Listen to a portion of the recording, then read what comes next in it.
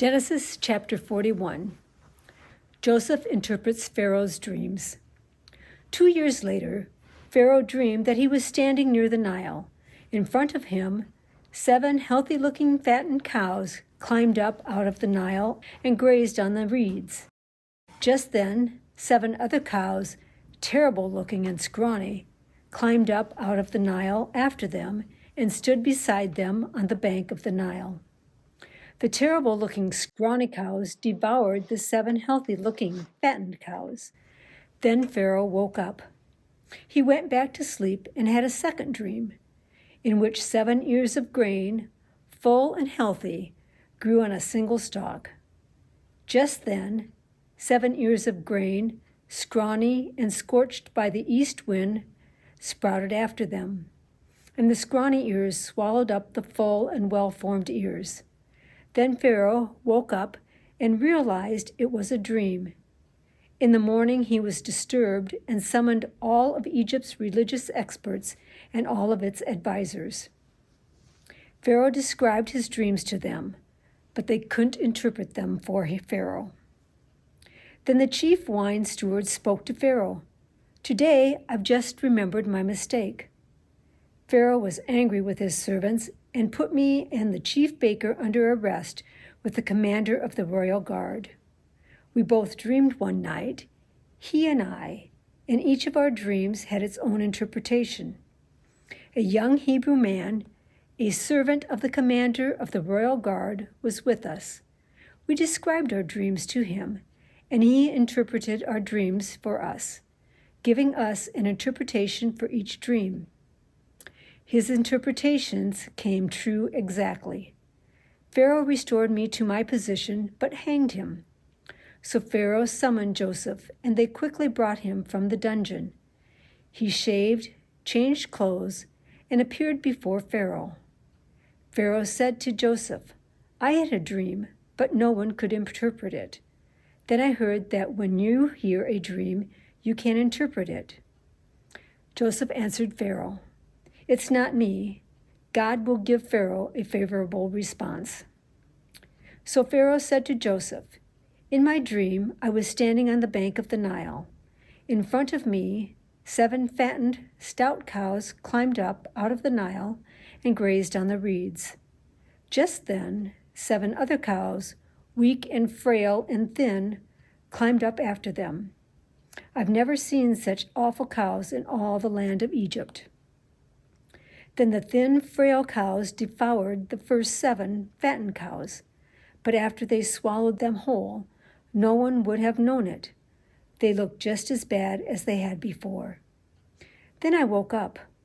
I went to sleep again and saw in my dream 7 full and healthy ears of grain growing on one stalk. Just then, 7 hard and thin ears of grain, scorched by the east wind, sprouted after them, and the thin ears swallowed up the healthy ears. I told the religious experts, but they couldn't explain it to me."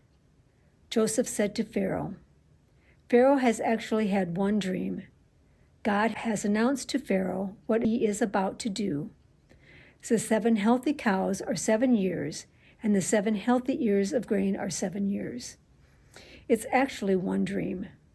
The 7 thin and frail cows climbing up after them are 7 years. The 7 thin ears of grain scorched by the east wind are 7 years of famine. It's just as I told Pharaoh. God has shown Pharaoh what he is about to do. 7 years of great abundance are now coming through the entire land of Egypt. After them, 7 years of famine will appear, and all of the abundance in the land of Egypt will be forgotten. The famine will devastate the land. No one will remember the abundance in the land because the famine that follows will be so very severe." The dream occurred to Pharaoh twice because God has determined to do it, and God will make it happen soon. Joseph's rise to power. Now Pharaoh should find an intelligent, wise man and give him authority over the land of Egypt. Then Pharaoh should appoint administrators over the land and take 1/5 of all the produce of the land of Egypt during the 7 years of abundance. during the good years that are coming, they should collect all such food and store the grain under Pharaoh's control, protecting the food in the cities. This food will be reserved for the 7 years of famine to follow in the land of Egypt, so that the land won't be ravaged by the famine. This advice seemed wise to Pharaoh and all his servants. And Pharaoh said to his servants, "Can we find a man with more God-given gifts than this one?" Then Pharaoh said to Joseph, "Since God has made all this known to you, no one is as intelligent and wise as you are. You will be in charge of my kingdom, and all my people will obey your command. Only as the enthroned king will I be greater than you." Pharaoh said to Joseph, "Know this, I've given you authority over the entire land of Egypt." Pharaoh took his signet ring from his hand and put it on Joseph's hand. He dressed him in linen clothes, and he put a gold necklace around his neck. He put Joseph on the chariot of his second in command, and everyone in front of him cried out, "Attention!" So Pharaoh installed him over the entire land of Egypt. Pharaoh said to Joseph, "I am Pharaoh. No one will do anything or go anywhere in all the land of Egypt without your permission." Pharaoh renamed Joseph Zaphenath-Paneah and married him to Asenath, the daughter of Potiphera, the priest of Heliopolis. Then Joseph assumed control of the land of Egypt. Joseph was 30 years old when he began to serve Pharaoh, Egypt's king. When he left Pharaoh's court and traveled throughout the entire land of Egypt during the 7 years of abundance, the land produced plentifully.